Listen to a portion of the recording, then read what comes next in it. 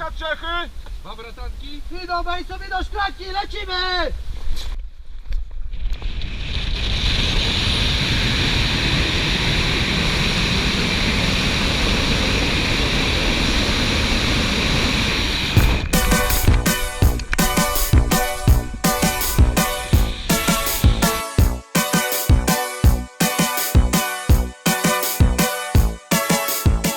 But yeah, I always like kind of to make people laugh, and I like to laugh at myself.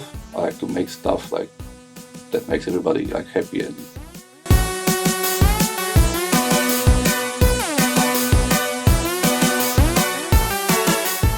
it's good that while I'm jumping, I'm not thinking about anything which is going in the future or in the past.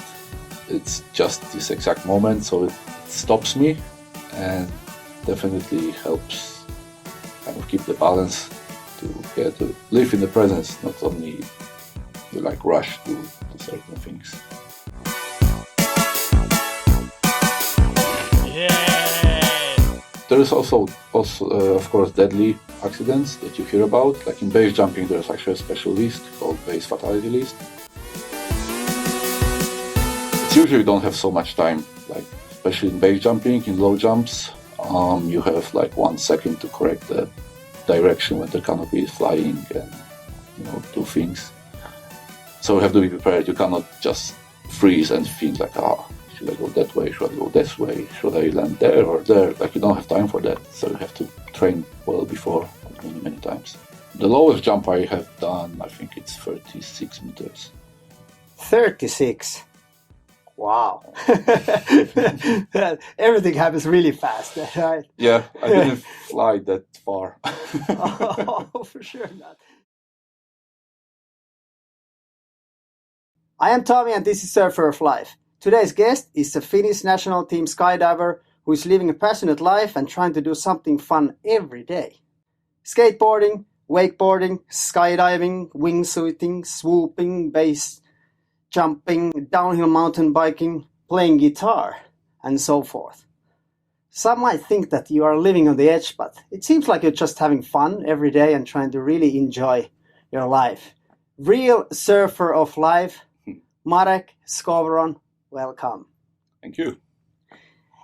Tell me about the portrait of Visa Parviainen.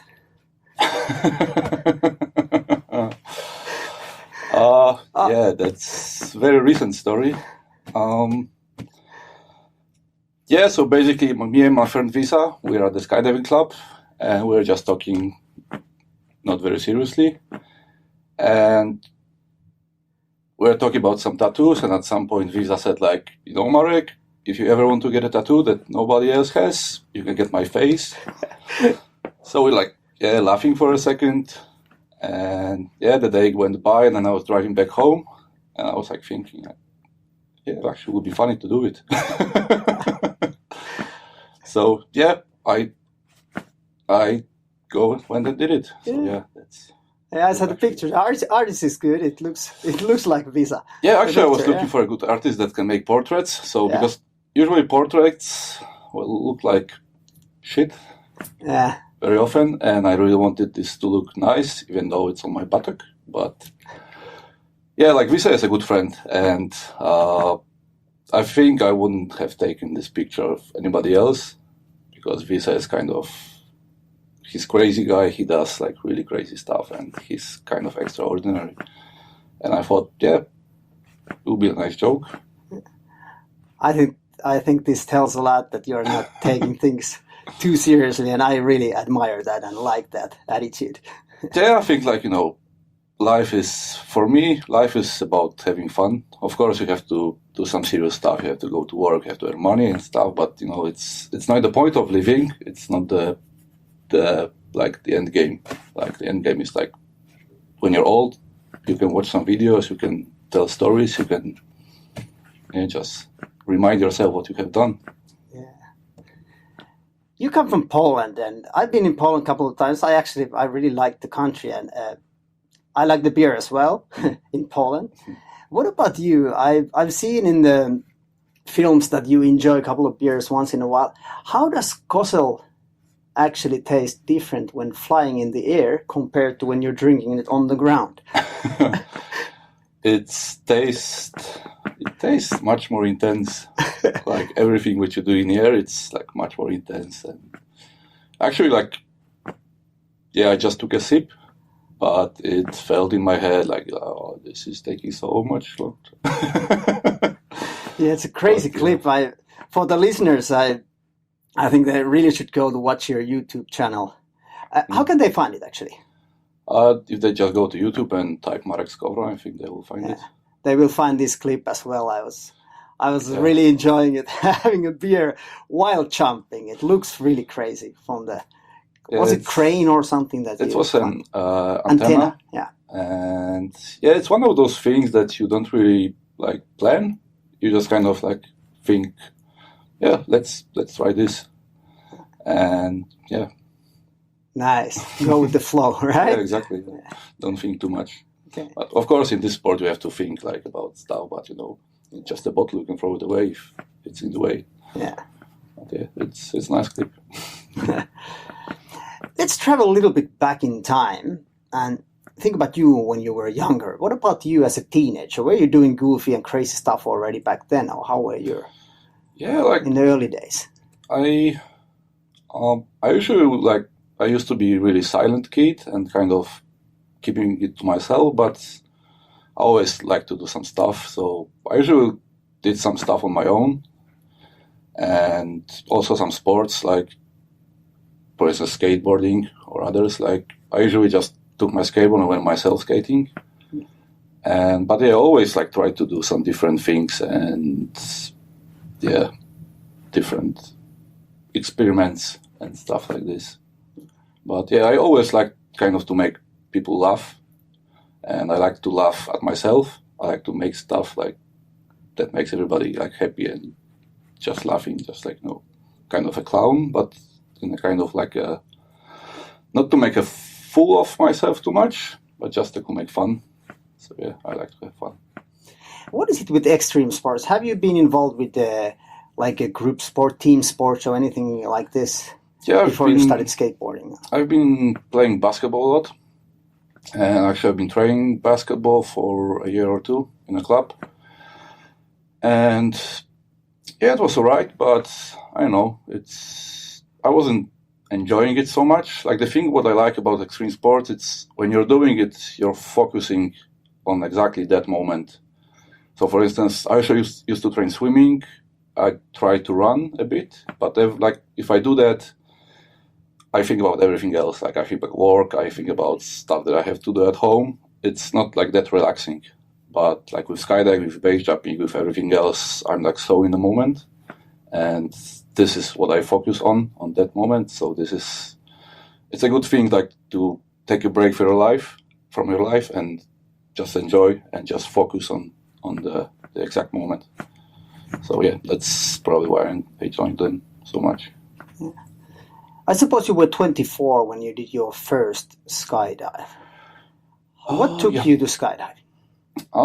It was something that I always wanted to try. Like when I saw it in movies, I always thought to myself, that would be nice to try. But I never actually did. But then one day when I was studying at university, I was just going through the university and I saw an advertisement for a course. So I thought let's try. So I just called, I reserved a place, and then I went to the course, and then I started skydiving. And even on the course only included 2 jumps, but I was sure I will for sure jump more than that. I didn't know I would jump as much, but I was for sure, I was convinced that I would jump 5-10 times. It looked so cool. Did you jump right away from 4,000 meters that you had the free fall, or was it just like 1 kilometer? Actually in Finland there are 2 types of courses, and the other one is that you jump straight from full altitude, so from 4,000 meters. And the other one is that you jump so-called static line. So basically you jump from 1,000 meters and you have a line attached to your parachute. So when you leave the aircraft, it pulls your parachute open. So I did that. And then from that you basically go up and up and up. And you do any different exercises and things in the air. I've experienced it myself as well. I've jumped 11 times, but it was just the beginner jumps, from 1 kilometer, and then there was this, like, how would you say, practice opening things but I messed it up, and I was just like cursing in the air, like, damn, I can't open my own chute. And then just something happened. I was 16, and I didn't feel like being part of that club here in Helsinki. Maybe I was just too young or something. It just kind of like, dried out. Sadly, but anyways, it's good to have you here who's been jumping a lot. What about, it's a long time ago already, and if I think about myself, the first jump, I'm not sure if I really remember it. Do you remember your first jump? I remember some part of it. I remember going out of the plane. I remember hanging from the, I know what it's called in Finnish, it's called streva, but basically from underneath the wing. Yeah. And I remember looking at my instructor, just like, is everything sure? Is everything all right? Like, am I good to go? And I don't remember much more. And I think from jump number 3 or 4, I maybe remember everything. From second jump, I remember the landing because I always crashed to the instructor's car. Okay. But yeah, it's actually very popular. Like now that I'm instructor myself, I very often you have to always ask the student how did the jump go, and most often they don't remember. And some people do vaults, twists, or some stuff, and then they're like, "How did the jump go?" And they're like, "Yeah, like nothing special. I was just falling down." I'm like, "So you don't remember this like flips you did?" "Ah, yeah, now I remember." And then we show them the video, and like, "Oh yeah, I did that and that." But that also happens like currently. Like it's very often that we do some, I know, maybe wingsuit jumps, and you go down and you think like, yeah, this went quite fine, and you don't remember all the details because you're so focused, and like basically you're so focused at the moment that you don't remember the second before what you just did. And then when you watch the videos, then it's like, oh yeah, I did this, oh yeah, I did that, and oh yeah, I did something crazy. So it's really intense, and yeah, that's I think the best part of it. It's truly living in the moment. Yeah, that's for sure. Yeah, that's a good thing because, like for me, I'm now really trying and learning myself to stay in the present moment and not think about the past or not think about the future that much. So there it really happens. That you can't even remember the flips and tricks you did on the way. That's funny. Yeah, it's really interesting. 2006 you moved to Finland, right? Yeah. What took you to Finland? I wanted to move to do something. Like I was studying in Poland and didn't really do like anything fun. Like I was snowboarding and such, but I don't know, I felt I needed some change. And then I was talking with my friend that he was going for exchange.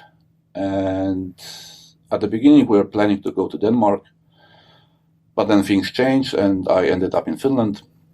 So I was in Oulu for 6 years. So the first year I was exchange student and I liked it. And then I stayed. I also started to jump and I met some new people and here you are. And here I am, yeah. What kind of impact moving to Finland had on you? Did it change something or was it just a different environment? I think it's more about environment. I don't think I changed that much, but I think people in Finland are more like me. I mean, people in Poland, like if you, like I'm 35 now, and if I tell somebody like that I skate or that I snowboard, they're like, isn't that like for kids? Like, aren't you a grown up? Like, and in Finland, it's more acceptable. I mean, like, it's not weird. I remember once when I was working in Krakow, I had my skateboard with me and people were like looking weird and like, what's that? Like, what's up with that? And here it's like, I usually skateboard to my workplace and I leave my skateboard like next to the door. People are like, yeah, all right. Yeah. So he's skating here. Like, It's not that weird. Like people, I think in Finland, people enjoy the passion a bit more. Or they like to have something to do. Is it like running? Is it like any other hobby? I think in Poland, people are more focused maybe on work, on their life. I mean, like, cleaning the house, raising kids and stuff, which is also important, of course. But I think they don't enjoy passions and hobbies that much. So I think this is maybe the main reason why I'm still in Finland. Okay. What about the other sport? You do different kind of sports. You said skateboarding, wakeboarding. I saw you doing the first 360 Yes. on wakeboard. Nice. I tried backflip on that jump once, but that was nothing really happened. Just a big slab. Yeah. But what is the number one sport, or is there any? Are you just enjoying all of them as much as? It's changing. Like, for sure, skydiving and base jumping. If I could put them like to the parachuting category, that's for sure. It depends. Like, when I started base jumping, it was number one. For a few years, that was my main focus. Now I'm going a bit more back to skydiving, to swooping, which is basically jumping on a really small canopy and getting as much speed as you can. So this is my main focus right now, but may change. Probably like when I'm older, when I'm too old to swoop, I will probably be wingsuiting much more. But it changes. But yeah, like last 10 years, it was definitely some kind of parachute sport. So that's definitely number one now. Right. You already mentioned about them, but there are different disciplines in parachuting, and you are doing different type of parachuting. Can you explain those disciplines a little bit more? Yeah, so basically, I think the oldest one, maybe not the oldest one, the most popular still, it's called relative work. So basically what you do, you are flying on your belly and you do some formations with other skydivers. So you basically hold your hands or legs or whatever. So this is, I think, still most popular. The other one is called free flying. So the idea is like you don't have any limits. So basically you can go with your head down. You can go with this kind of sitting position. You can carve around other people. You can do all the stuff that you basically imagine. And you can also do this kind of, it's called tracking. So you basically fly with your body quite much forward, not as much as in wingsuiting, but basically quite much forward. And then you have disciplines, for instance, like accuracy. So basically you jump really big parachute, you try to make it to the target. Like the best people like go like really on the target. So they are measuring distance from this so-called 0 point. And the best get like 0-0, which means like you're like to the centimeter on the right place. Yeah. And there's swooping, which is more number one discipline. So basically, you have really small parachute, and before landing, you turn it. So you make some turns, you gain speed, and there is some disciplines like distance. So you go as fast as possible, as far as possible. You get speed, which is as fast as possible. And then you have also some kind of accuracy. That you basically have to go through some kind of gate. You have to fly at least 50 meters and then land on the right zone. Then you have wingsuiting, of course. So with wingsuits, you fly with people. What else? Probably forgot something, but well, there's many. The main ones. There's plenty enough. Yeah, it's like some people like like with swooping, you don't really have this free fall thing, which is like the main thing for other people. So with swooping, you just like basically go out of the plane, you open parachute immediately, and you just fly under the canopy. But some people enjoy the free fall more, so like the freestyle, the carving, the different things. So yeah, it's something for everybody. Like there's so much different people and different attitudes to the sport, which is really nice because you can try everything. And I used to do some free fly when I started, and then when I bought the wingsuit, I started wingsuiting. Now I don't do free fly anymore, and I was always swooping. So yeah, when you get bored with this, you can start that, and so on and so on. Sounds really good. Yeah. The swooping looked quite intense, actually. You go really fast and very close to the surface on the ground. You had some water before, and then there's maybe some sand area. Or I saw one video that you just you did an ass landing. Yeah. So how do you actually control it? How do you start to practice that? Because you come so fast and it's dangerous, right? Yeah, if you hit the ground at that speed, that's not going to be a good thing. No, it takes a lot of practice, and I think the most difficult part of swooping is that you don't rush, that you don't hurry. Like a lot of people, they buy really small parachutes. They want to go, in a year, like from 0 to hero and so on. And when you take shortcuts, it will bite you back. Like you really have to know your parachute. You have to have lots of jumps on the specific parachute that you're using.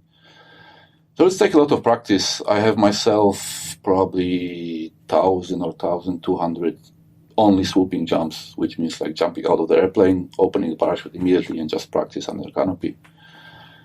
And yeah, so patience is the key for sure. But, sometimes bad things happen just because of bad luck. So you need luck for sure in the sport. Do you think if you're not patient enough, that's the most, maybe, what's the right word? One of the key points that accidents happen. Am I correct? Yeah. You really have to be focused. And, sometimes you have those days that like you just don't feel like nothing's going to happen. So I had a few days like this. Most of them I survived. Some of them I crashed.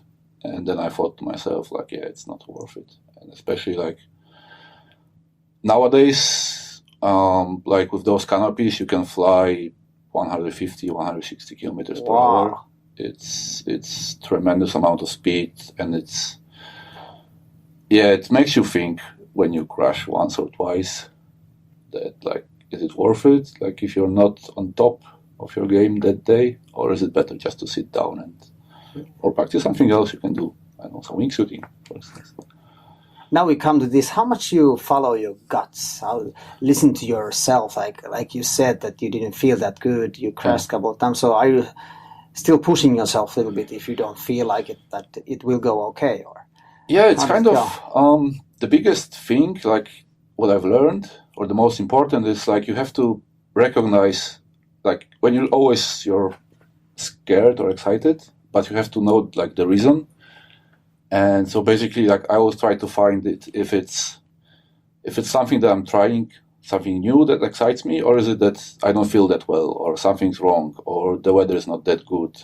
Like, is it like something bad, or is it just that you're trying something new and you're just excited? So it's actually the fear of something that can go really bad, or is it just the excitement? So sometimes it's hard to differentiate, but I think like lots of times it's like when you just take a break and you think like, yeah, why I'm actually like, why my heart is pumping that much? Like, is it like that something's wrong? I know you don't feel that well, you haven't slept that much. I know the parachute you packed really fast, or is it that like it's something new you haven't tried? So yeah, you have to be able to recognize those things. It's not your first tea party when you go in the airplane or you jump from a cliff because you've been doing it so many times. Is there still some sort of excitement, or is there ever fear involved? Every time. I think the fear is the biggest reason why I still do it. I mean, like fear, more like this exciting fear that like, it's still the excitement, and usually like the bigger the excitement or the bigger the fear before, the bigger the euphoria after that. Yeah. So it's when you try something new and which you haven't tried before, it brings you so much more joy that, of course, like normal jumps that you do every day, like kind of normal stuff like that you have done many, many times, they also bring joy. But when you try something new, it's so much more rewarding. So, but yeah, the fear is always there. Like, remember when I started, I don't remember who, but somebody told me like, if you don't feel the fear anymore, you should stop, because then it's when you make stupid decisions. And fear at least for me, it kind of keeps me like thinking and keeps me like on the edge, in the sense that I don't do too much stupid stuff or like too risky stuff. So it's a good thing, definitely. How do you overcome that fear? Yeah, like as I said, like I try usually to like recognize, is it like something wrong that like, for instance, the weather is not that good, there is like turbulent winds or something just doesn't feel right. or is it the excitement? Is it that like, because like whenever you try a new thing, you cannot be sure how it goes. So this kind of brings you this kind of uncertainty. But sometimes I'll just try to push myself just a little bit, because when you don't push yourself, you kind of stay in the moment. I think in this sport, when you stay like when you don't try new things, you kind of go backwards, because for the safety reasons also, you kind of want to push yourself just a little bit on every jump, try something new that you haven't tried, because sometimes maybe so that if you haven't jumped in, let's say, quite high winds, sometimes maybe so that during the takeoff, during the climbing to the altitude, it takes about 20-30 minutes, the winds change and you go down, and sometimes it's, oh, this wind is much stronger and you have no experience in that. And maybe so that you're doing some exhibition jump, like to some stadium or something, and you don't have that experience already. So it's always good to try something new, try to push yourself a little bit, not too much, or try to just go out of your comfort zone and then just train a little bit on every jump to be better and to gain new skills. So, yeah. Is there any certain preparation for you before the jump? What do you do? I plan a lot, I think a lot, and it's not always like just before the jump, but usually before I go to sleep, I plan some stuff, like how do I do this? Like this didn't go that well, how can I make it better? And of course on the jump day, you check the weather, you check everything. If it's a new place, I go around, I walk around to see if there is some areas that you don't want to land. But yeah, I think the sport, also base jumping, is mostly about planning. It's like you have to think what you're doing and you have to plan. You have to like know exactly what you are going to do. And if something doesn't go as planned, what are the exits? What are the so-called outs? If for instance, if you jump in the different direction that you planned, like can you actually go there? Is there some, I don't know, a forest, or can you land safely? So it's a lot about preparation, not just doing. What about during the actual jump? How do you stay focused? I guess you are in the moment, as you said. What if something happens during the flight that you didn't plan? How can you cope with that? Does it just come automatically because of the experience, or? Mostly, yeah. For instance, during base jumping, when you jump really low objects, you don't have much time to, for instance, like when you jump and when the parachute opens, you have to take your toggles to your hands so you can steer the parachute. So, for instance, I've seen a lot of like my own videos that when I jump and the parachute for some reason opened in the wrong direction, for instance, towards the building that I'm jumping off or towards the cliff. And before I even know it, before I realized, I already have the toggles in my hand. I already have turned the parachute to the right direction before I even kind of realized that. So it's a lot of things that you train just before, because in this sport it's usually you don't have so much time, like especially in base jumping, in low jumps, you have like 1 second to correct the direction when the canopy is flying and do things. So you have to be prepared. You cannot just freeze and think like, should I go that way? Should I go this way? Should I land there or there? Like you don't have time for that. So you have to train well before, many, many times. There's not very much room for error there. No, like usually, like 99% of time, everything goes well. But as I think motorbikers say, like prepare for the crash, not for the ride. So you have to always, even if it's a super easy object, you have jumped it many, many times, maybe so that the parachute will open in a totally different direction than all the other times. So you have to be ready to act. Yeah. These are interesting aspects, because when I see the videos and I kind of like more like think about the jump itself, like when you are free falling, but not these aspects, like where the parachute opens and there's many things involved actually.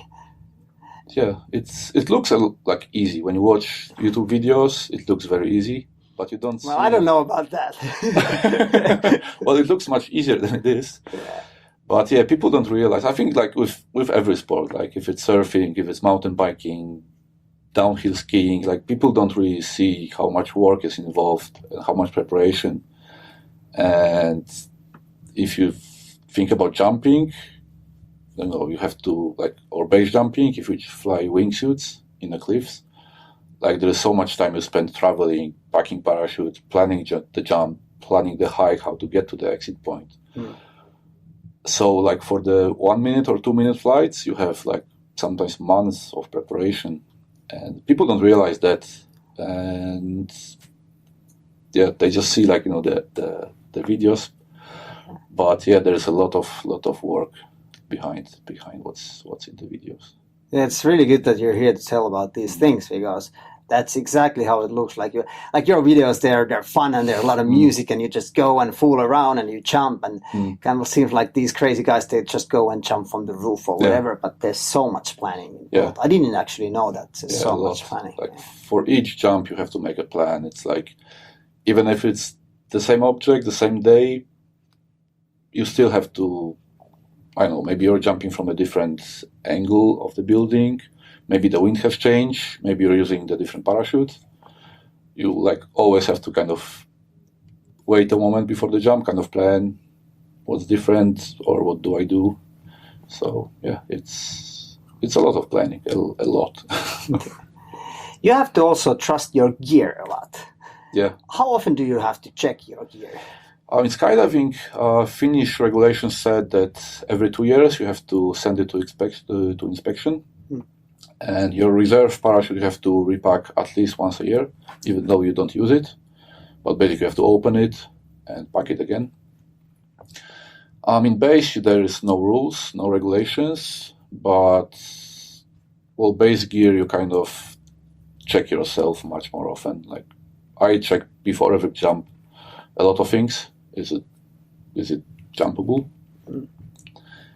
And yeah, so the gear is actually the thing that I'm scared of the most, because this is the thing that doesn't depend on me that much. Like, for instance, there can be some mistake, like when somebody was doing it, and I have no impact on this, except for the parts that you see, but a lot of parts of your harness you don't really see. So it may be something that, like, there is something wrong with them. So actually, this is what scares me a lot. I check my gear at least 10 times before every jump, much more than all my friends, and they usually look at me like weirdly and like, you just check your gear, why are you checking it again? But I check it at least 10 times before every jump.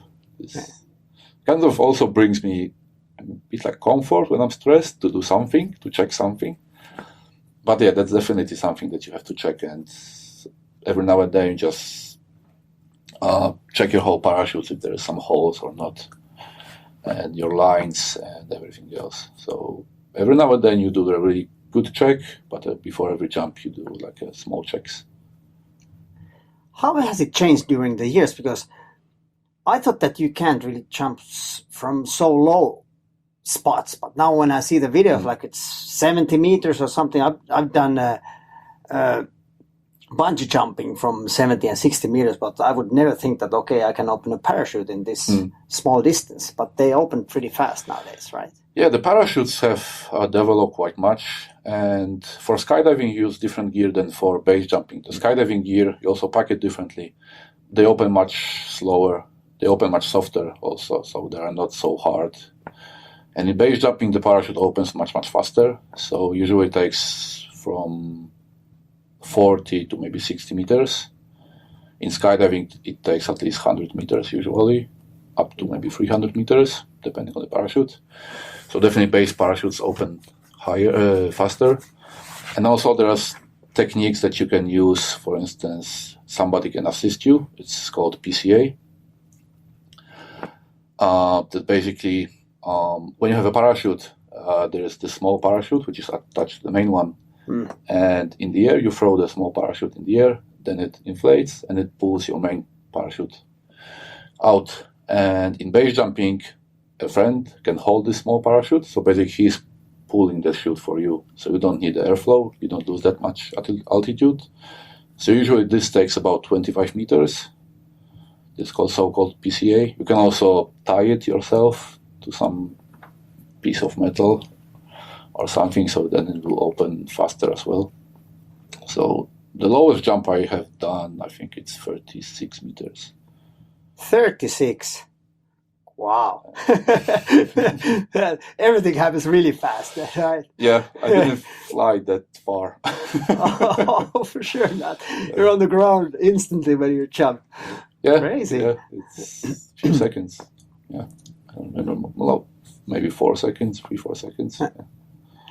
What has been the sketchiest jump you've had so far? The sketchiest. I don't remember the sketchiest. I know like one jump I did was my lowest so-called free fall. So free fall means that you actually open the parachute yourself. So nobody's holding it. You're not tying it to anything. And it was 50 meters. And I was planning this jump for, I think, at least a year. And I was analyzing my previous jumps from higher objects, like how much altitude do I lose on the opening, and so on. And I was checking a lot of jumps that actually the numbers are pretty much the same. So I calculated that it pretty much takes 40 meters for my parachute to be fully flying, or fully open at least. And then I was waiting for the right wind, for the right condition. I actually bought some special gear for the jump. And then one day it was totally calm weather. It was winter, a lot of snow. It was up in Oulu. So I thought to myself, like, yeah, this is perfect day. So I went and did it. And yeah, I think at that jump I had under 2 seconds on so-called canopy ride, so under the parachute. Wow. So it was, I did it only once, and I'm probably not going to do that anymore. It was kind of like, I was, from physics point of view, I was sure it would go well, but of course you cannot be sure. So not sure if that was so smart, but I think it was kind of like smart in that sense. I really calculate everything, and I was preparing for it a long time, and definitely one of the most memorable jumps. And yeah, it went well, like exactly according to the plan, which was nice. And yeah, so that's one of the definitely most memorable jumps. Accidents do happen in the sport, and you told me that you crashed a couple of times. Yeah. Have you been in a bigger accident? Have you really hurt yourself badly? Last year I broke my wrist. We were in Sweden on the Swedish Nationals, so I broke my wrist. It was second to last jump on the whole competition, and the competition didn't go so well from the beginning. I was kind of frustrated, and I wanted still to make a good jump, and I think I pushed it I'm sure I pushed it too much. I wanted to make a good score at the end, and then I crashed, which was actually a good lesson. It could have gone so much worse. I only broke my wrist and some bruises, but it could have gone so much worse. So I'm kind of happy that it happened. Like, it taught me a lot of lessons that it's just competition. Like next year will be the second competition, and the year after that. And also in that sport, you cannot really go crazy, and you cannot go redneck and just do some crazy stuff without thinking. So it's a good lesson. And with all injuries that I had, like snowboarding or skateboarding, it sucks, but it gives you a lot of time to think. And once you're injured, you cannot do stuff. It makes you also appreciate when you're healthy, when you can do stuff. And so every now and then it's good to get yourself a little bit hurt. Kind of puts you in perspective. But of course, not too much. But yeah, definitely in the sport you can get hurt a lot, so you have to be careful. But you have to accept it. It's like they say that there is two kinds of swoopers or base jumpers: those that got hurt and those that will get hurt.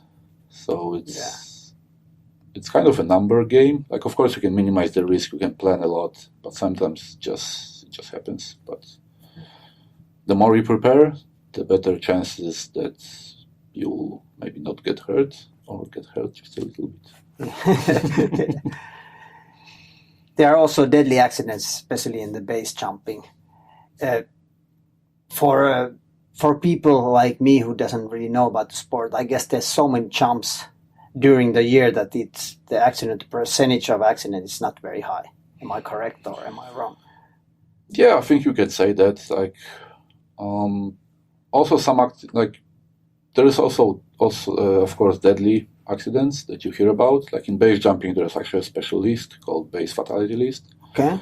So every fatality since I think 1980s is there on the list. So it's a good read because you can see like what happened, so you can kind of avoid those mistakes. But there is also like the non-fatal accidents are not reported anywhere. So there's lots of accidents, smaller or bigger, but I think, well, especially the gear has evolved a lot. The gear is basically as safe maybe as it can get. But there is the human aspect that people kind of maybe push too far, they rush, they don't do their homework, so they want to do proximity flying with wingsuits, but they don't really know how to fly their wingsuits. Or they want to jump some crazy objects, but they don't really know how to control the parachute, how to land safely in the really tight spot. But yeah, definitely those will always happen. We can maybe make less fatalities every year, but this is also, I think it's part of everything. Like, you can get run over by a car going to work.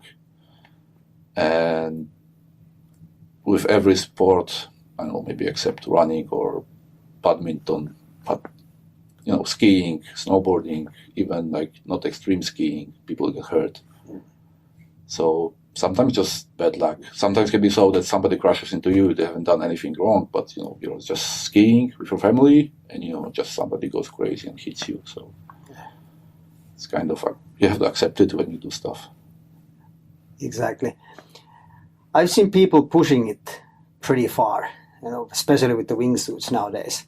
They're trying to go as close as possible to the rocks. And I saw this one guy, I can't remember his name, he was jumping and he went flew through this sort of was it cardboard sign or made out of something? I don't know. Yeah. Was it cardboard or whatever, but like this sign through that and continued flying, and the people are doing, what do you think about this? Is it too much or is it just part of the game as well? It depends. Like I like to watch it. I don't do that myself that much. Like I do so-called proximity flying, but I'm not like, even meter from the rocks. I'm like maybe 15 meters, which is enough for me because I'm not a pro, and the guys that do it for the living, or the guys you mostly see on the YouTube, they have hundreds of jumps a year, and then like with every different exit, every different location, they train a lot before they actually shoot it. So they fly the same routes 10, 15, 100 times just to get it right, just to know like everything about this. And I definitely admire it. It's maybe something I would be doing, but I'm not living in the Alps, so it's kind of hard. But I definitely like it and I enjoy watching it. And when you train a lot, when you prepare yourself, you can do it reasonably safely. If you're proficient with your wingsuit, you can do it like you can go really close. So it's definitely something I like and I kind of approve.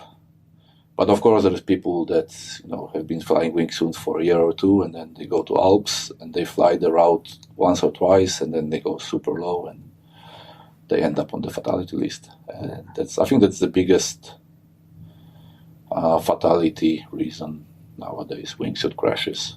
Okay, just going too early, as you said before. You don't have the ability yet, but you try to push yourself too much. Tell me about that wingsuit, because it's really fascinating. Does it really feel like flying when you have it on? Yeah. I remember I had, I think, 700 jumps before I tried wingsuit. It always felt so boring. I was watching the videos. I was like, so we just go, fly straight, and is that it? And a lot of friends were trying to like convince me, hey, you should try. I was like, this doesn't look fun. This is not fun.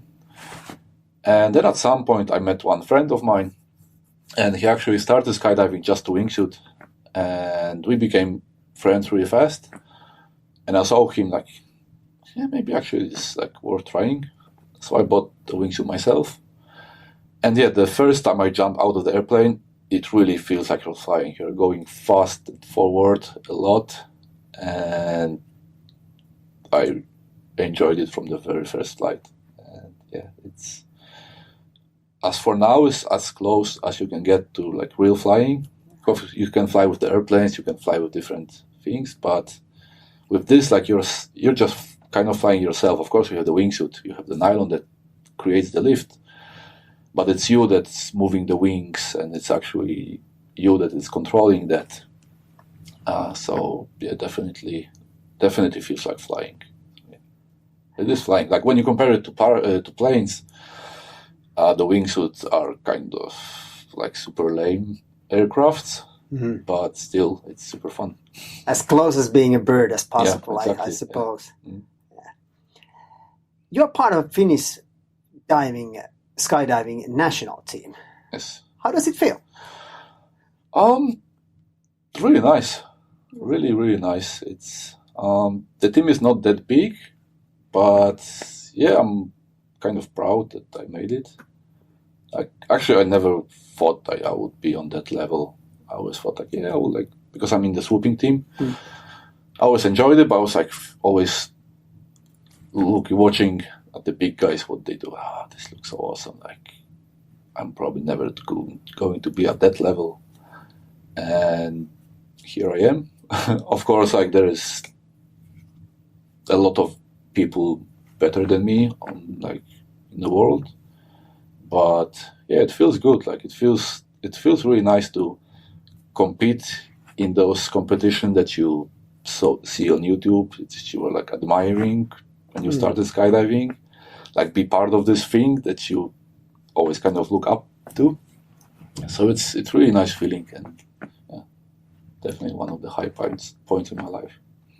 How are the competitions? Are they really competitive, or is it more like a big family from all different countries when you're competing? The atmosphere is really good. It's exactly like that. It's people are helping each other. It's really relaxed. You know, before every jump, you give high fives to your friends or the people that you actually maybe don't even know, but they are just sitting next to you on the plane. So I was really surprised. This year I was on my first World Championships, and I was exactly expecting this strict kind of I have no friends, only enemies attitude. But I was really surprised. And the atmosphere was really good, and people, like just being friends, and even like, hey, you could do this a bit better, or try to do this, giving advices. Like usually, like on the competitions, you don't want to reveal your secrets too much, but in those competitions that I was, it's really really nice. It's of course like you have this competitive kind of spirit and attitudes, like you want to as good as possible. But it's also quite relaxing atmosphere. It helps, like if it's not that strict and people are more like friends, not rivals. It sounds really good. I have a competitive background from ice hockey, and it's been totally the opposite. Maybe after the game, but not even after the game, you still are enemies against the opponent. But it's really, I don't know. Now when I think about it, it doesn't make any sense that you kind of hate the opponent. It doesn't make any sense that you're going to you want to kill them to win. So I like this way better than you have the competition and you want to give your best and improve yourself, and of course compete but in a healthy way, and you're just friends and help each other even though you're from a different team. I really like that. I think even like especially on my level, like I'll probably never going to be a world champion. Like I don't have to prove anything to my sponsors because I don't have any. So it's like, it's not that I have to be like on the podium 6 times a year to keep my sponsorship. It's more like I can go and do my best. And if I don't, then well, next year I can try again. But it's definitely a nice experience, and I was really surprised how relaxed the atmosphere was. Yeah, sounds really cool. We already at the beginning we talked about fun in life, and the pre-question form you said that you are trying to do something fun every day. So give me an example. Actually, like a funny story, I had this idea, like it's not a big thing, like to have a perfect week, which I actually did 3 weeks ago. So like I set a goal to myself that like every day I have to do one of the hobbies. And then I achieved it. So I was wakeboarding, I was climbing, I was skydiving, I was base jumping, I was swooping, wingsuiting, mountain biking even, and everything in 1 week. And I was really happy. I was really tired after that, but yeah. How does it go with you? Because you do wingsuiting, you snowboard, downhill mountain biking, and you live in flat country in Finland. Yeah, that's you funny. ever occurred to you to move to the Alps or somewhere? Would be nice, definitely, but actually I was very surprised when I moved to Helsinki. Like you can do so much stuff in here. Of course you don't have Alps, but still you can snowboard. And the places are really well prepared. You have really good snow parks. Like, I know, in Talma you have even 2 snow parks every year. So you cannot really do downhill skiing, but for a snow park, you have few obstacles, couple kickers, then you go up again. So it's definitely enough. For mountain biking, there's a lot of tracks. So they are not super long, but still have a lot of tracks. You can choose different routes. So even though they are not super long, you can still make the best out of them. And yeah, there's a lot of stuff to do in Helsinki. That's why I enjoy it. What is your message to people that are actually sort of suffering? Now the fall comes and they are just going to their work and they don't really enjoy. And when you ask them, how is it going? Well, just waiting for my holidays. What's your message to these people? I think you can always try to do something. Like, of course, it's kind of depressing when you wake up, it's dark, probably raining. You go back from work, it's raining, it's dark. It doesn't set you in a good mood. And often I myself, after coming back home, I don't maybe feel like going out, but then I feel like when I do something, I go back, I'll have this really nice feeling of actually achieving something. So if you just push yourself a bit, like, go out, you can go swimming. You don't need good weather for that if you go indoor swimming, or you can do indoor climbing, you can do tennis, you can do squash, you can do whatever. And try that, come back home, and if you have a good feeling, then you can, kind of remember that feeling, and next time you don't feel like doing anything, you can like, but I felt so well. It felt so good afterwards, so try to, okay, let's try to get up. Yeah. That's a good advice. Yeah. Still a little bit about the base jumping. You had different spots. I've seen you jump from the buildings, from antennas, from cranes. I think did you do that jump as well from the crane where the Skybreakers was doing the bungee jumping? Yeah. With rope. Yeah, I saw that. And from airplane and from the mountains. There are some legal spots all over the world nowadays, I think, but there are also a lot of illegal. Am I correct? Yeah. Is there more rush and adrenaline when you go to a place that you are not really allowed to jump from? I myself, I don't enjoy the illegality as such. More like I like urban jumping because you don't have a given route. You have to figure out yourself. For instance, sometimes you have like a abandoned factory that pretty sure there's no guards. Pretty sure if the police comes, they will just look at you like, okay, go away. So the risk of like getting caught is not that big, but actually like that you have to yourself think how to get to the roof. Like, do you have to climb from some window inside? Do you have to go to some basement to find some, I don't know, some ladder? Or this is the thing that I enjoy. Like, you don't have this. In skydiving, of course I enjoy skydiving. It's much more relaxing, but it's kind of too easy. You go to the drop zone, you put money on the table, and the plane takes you up, and you go down. So it's nice, definitely. But I like to make my homework. I like to feel that I'm actually doing something. And some jumps, like we've been doing this last week, jumping from a crane. So we actually rented a crane. And the crane was lifting us up and down all day. It felt nice, but it was kind of too easy. Like, if you don't climb yourself the object, if you don't find yourself the route, it was like, well, yeah, it's nice. You get the rush from jumping, but something's missing.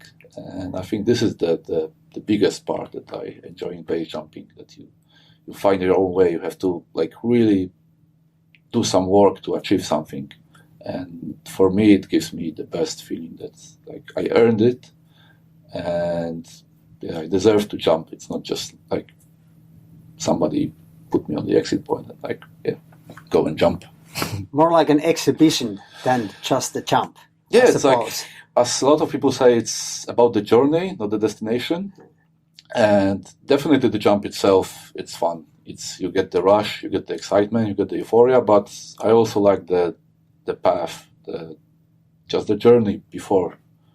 So this is also the big part of this sport for many other people I know, and this is the whole thing. You're planning these trips well, but then something like goofy happens on the way. You were having a sip of beer. I saw one picture you were eating banana while you were jumping. What other goofy stuff you've done while jumping? Well, we did one so-called rodeo jump. So the rodeo is basically when somebody's on your back. Yeah. Usually you do that with wingsuit. So basically the other person is flying the wingsuit and the other person is on their back. And you just fly. So it's like a on the horse, on the rodeo. So what we did with our friends, I dressed up as a reindeer. And we did some goofy video, like me eating grass in the forest and guys kind of finding me there and dragging me to the exit point. And then we jumped with my friend. He was on my back. I was dressed as a reindeer. So we jumped from the cliff, which was actually quite scary, but it was really fun. Sounds fun. Sounds scary and fun as well. I'm really, really happy that you came here and you're giving perspective to this sport. And for the listeners, I'm for sure that you give perspective for them, because as we spoke already earlier, that it looks like, okay, these guys just do crazy stuff and they go and jump, but there's a lot of planning involved, and it's fun, but it's sort of a serious sport as well, and you do a lot of homework and you really focus on the moment doing it, and it's great to have you here. And what I really do like is your attitude of life, that we should really enjoy it, even though there's a bad weather or something. Just find something to make best out of it, because we shouldn't have boring time. Occasionally, of course, it's the deal, but I think when we are in this planet Earth, we should have fun as well. Yeah, I think especially nowadays when I'm kind of getting older and probably have some midlife crisis, when I don't do anything the whole day or the whole weekend, just watch Netflix, I feel like I wasted my time, and there is so much I could do. And it can be sports, as for me, but, if you enjoy any other thing, you can paint, you can do some art, you can play guitar, you can do so much stuff with your life. And for some people it's sport, for some people it's just, taking your kid and go and kick the ball around. But if you're at home, watching the same series the whole year and then, not doing anything, then you're there and you're 40, 50 and you're meeting with your friends and you don't have anything to tell. You just you don't have any memories. Okay, so that one day I was watching Netflix. Oh, that was fun. It's, at least for me, it's not those things that I want to remember. It's the things that, that were fun and bring joy. I feel exactly the same. Oh, it's been really great to have you. Tell me still a couple of more things. What about the music? You play guitar. How big part of music is playing in your life? Really big. Usually in the summer I don't play that much guitar because I do all the other stuff. In the winter, more like when it's dark outside, you don't really want to go out, I play much more. But playing and music is actually a huge part of my life and always has been. When I was younger, my mom forced me to play piano, which I didn't enjoy. Then she signed up me and my brother for the guitar lessons, which I was not that much into. But I think 2 or 3 years after I quit, I was always into music. So I was always listening to music, but I didn't enjoy playing. I was too young. I didn't really got the point. But then I was listening to some music, and I still had my own guitar, and there was some song that I really like, and I was thinking, oh, maybe I could try to play it. So it the thing I rejected came back, and I started playing just for fun of it. And it's also the thing that you really, at least I really focus on when I'm doing. So when I'm doing that, I'm only thinking about this.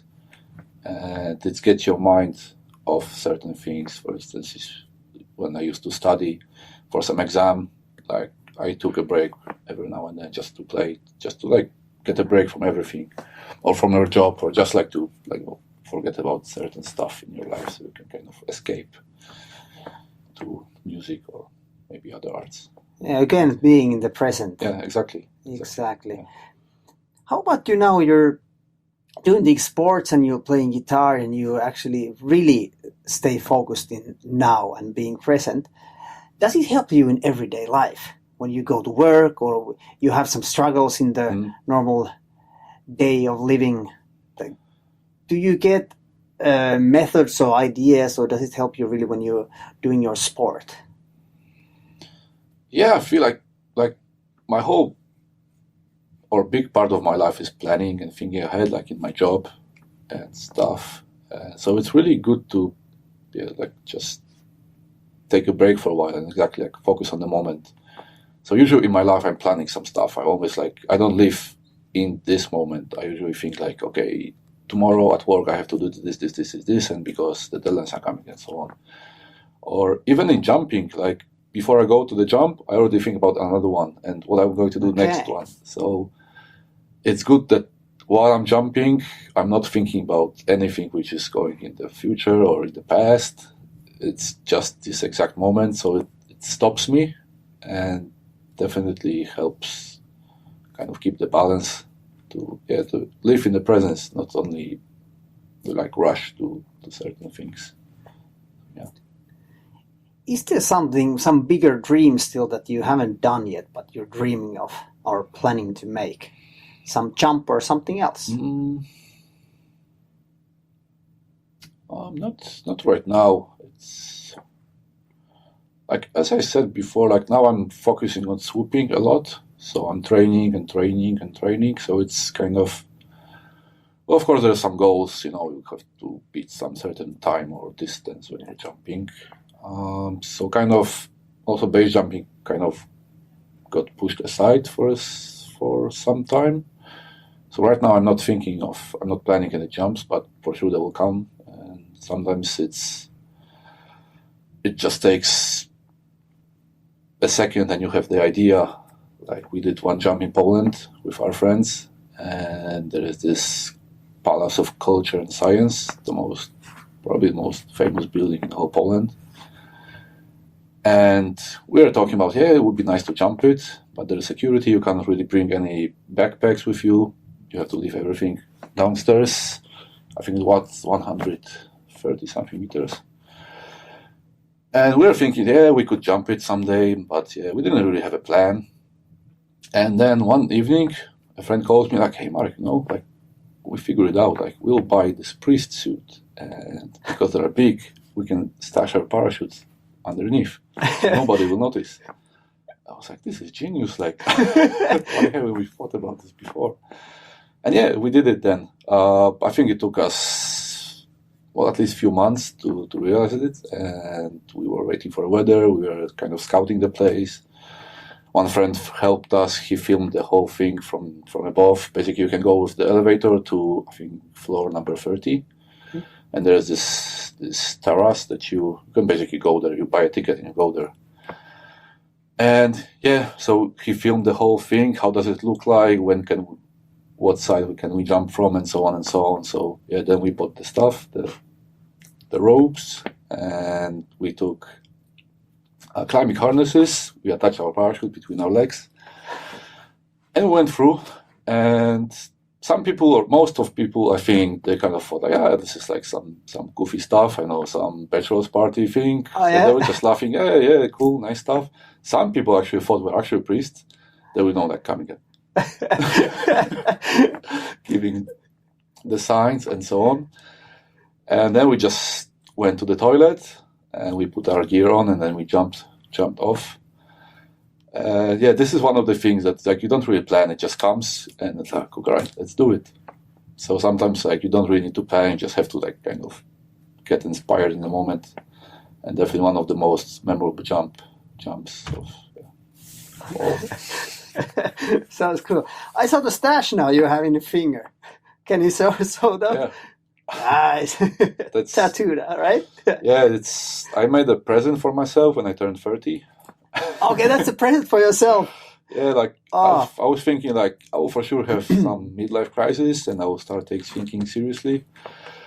So I thought, like, I have to do some goofy stuff, so I'll remember to still be a kid.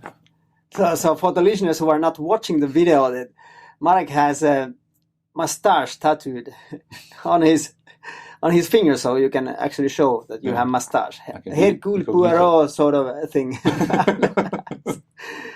All right. How do you say yourself, let's say, in 10 years now? Still doing the same goofy stuff, or what do you think? Definitely. Probably I'll do a little different stuff. Like, I'll definitely definitely. I'm pretty sure I'll not swoop that much. It's very physical, and I don't think I can do that. Or maybe 10 years, but not much longer. I'll probably be wingsuiting more, probably, or do some other stuff. But I definitely want to keep some passions to have a balance in life. Maybe I'll have kids, but yes, I will still try to, like, praise the young person inside me to keep fun in life. Thank you so much for bringing this joy to my studio and being here. Thank you, Marek.